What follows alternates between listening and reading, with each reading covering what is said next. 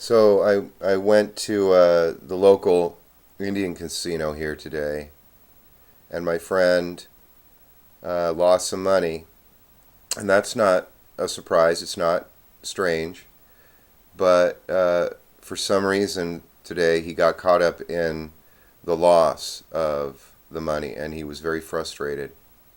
And I'm not a gambler. I don't gamble very much, but I enjoy people watching. I enjoy being there with him, and going out and doing something. But he became his experience.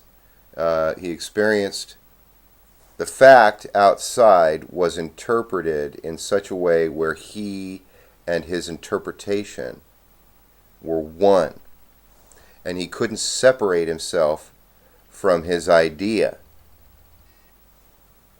He had an idea that it was bad, that it was wrong, that it was uncomfortable, and it made him be in an uncomfortable state.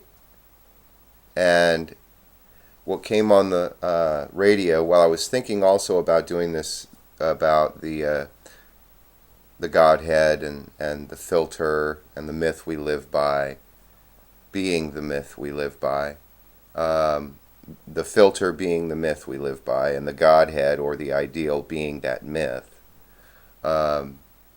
All these things were coalescing in my mind, as well as dealing with his driving habits while he wasn't very happy, and though he wasn't a danger to anybody.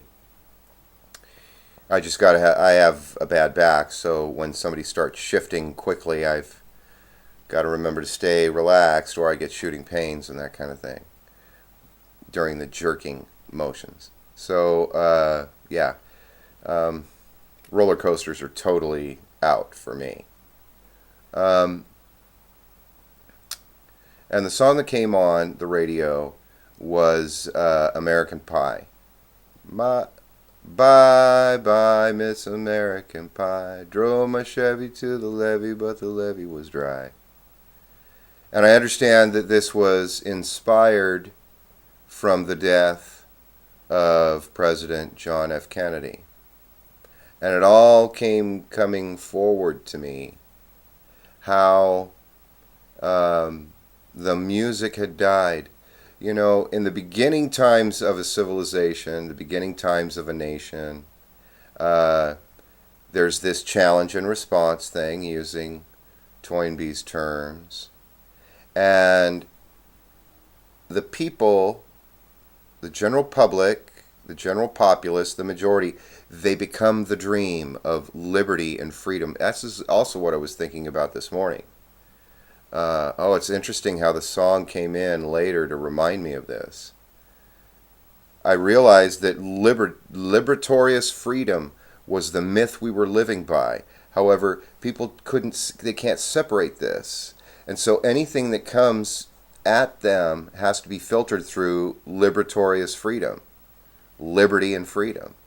And if it can't be integrated through that, if it can't come through that filter, then it's experienced as non-affirming the myth they're living by. And it's not unnatural to want to fight against that, to, knock it out of our consciousness, just destroy it, say, no, that can't exist because this is the filter I'm living by. This is my Godhead. This is my ideal, and I can't integrate anything that doesn't fit through this little Buddha. And having read Campbell and Spengler, having now understood a little bit more about Toynbee, and perceiving things in an archetypal way where you see these certain figures. For instance, a warrior is a figure, and you can pretty much understand the stance and posture of a warrior, and it doesn't matter where you're at in time. I was describing to a preacher, a pastor of a local church, The difference between wisdom and knowledge is that knowledge is fixed and set fast in time, whereas wisdom is always the same everywhere and understood. So, knowledge of a car would not be understood 500 years ago. But the wisdom of an archetypal warrior is understood just as readily today as it was in the past. He was pretty impressed. He said, "Oh, you have it all figured out. That's exactly da da da."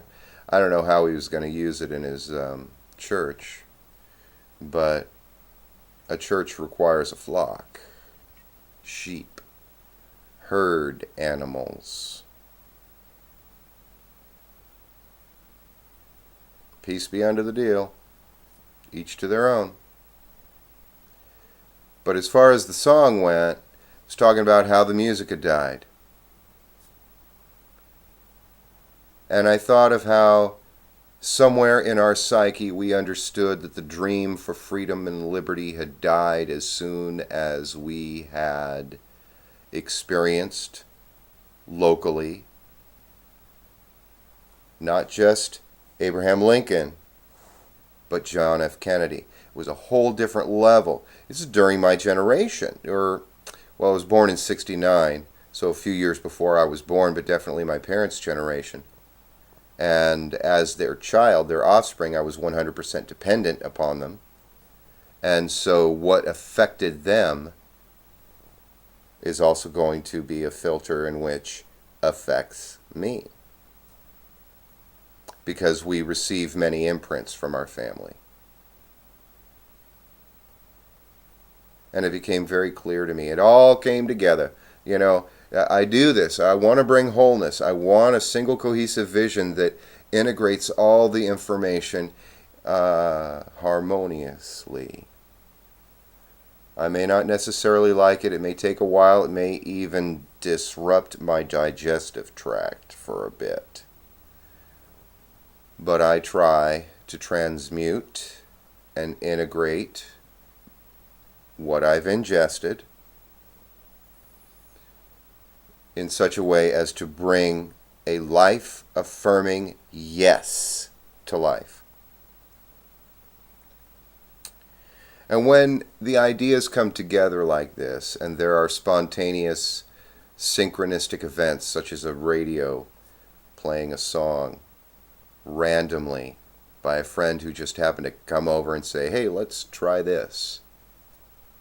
And it happened on the way back, It seems very affirming to my life that I can have a heartfelt conversation with someone after having integrated something that was very important to me, that was presented to me by somebody to which it was very important to them. And then I can dream about it and have all these thoughts surrounding it, and then live out the day meeting these characters that help to elaborate and affirm it. Something very destiny-like, not fatalistic, not fixed and set fast and rigid, but destinal. I don't mind making up my own words. Not at all. But it's very alive and thriving and vital and enjoyable.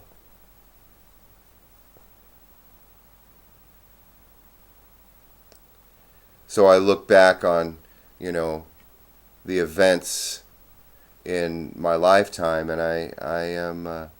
especially JFK and the shooting of JFK, I can see how the dream was shot, and we became on some level very aware of how the dream was over. The music has stopped. The music has died. And the music was that which spontaneously arose out of us. And yes, I'm not saying that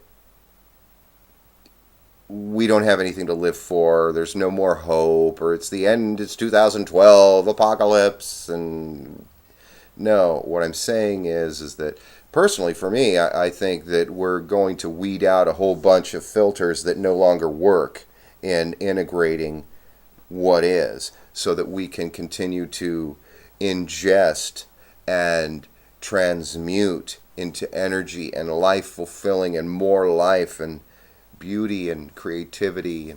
You know, I think we're going to get rid of a bunch of crap, but it's difficult for some people to do. And when I was going through it, still identifying with the myth I was experiencing through it, very much was experienced as a near-death experience and a true rebirthing process. I experienced it that way. Random events in time just came together to drive this idea and experience home for me. And I think of America, and because I care, and I want it to do its best. I want it to be well. I don't necessarily need it to be the leader of the free world. I think that's a little grandiose. However, I understand that there's a lot of people out there that instead of going and making themselves free, they would rather have a group of others do it for them. And that is a phase of development. There were plenty of times, even today. Today at the casino, I was like, I like watching my friend, was telling my friend this, I like watching you play these card games because I get more comfortable with it. I don't want to sit down at this card game, get all nervous about the money exchanging and, how to play and all this stuff. I can watch you, I can learn the basics, and then, maybe I'll participate at some point if I feel like it. But I don't at this point. But, I'm not doing it myself. He's doing it. He's actually doing it. So I understand how America can be seen as doing it, but there's a great responsibility in that we don't make ourselves bigger than we really are, that we don't profess to be something we're not, that we remain human and grounded and rooted in reality.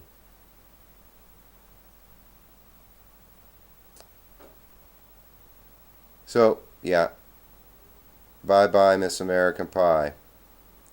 The dream was shot to death, and that only opens another door. And I can see the struggle of wanting to control and take back that dream and try to manipulate people into believing that dream again. When, you got to dream a new dream. But watch out for the fact that only the sleepwalkers are dreaming. You got to be awake.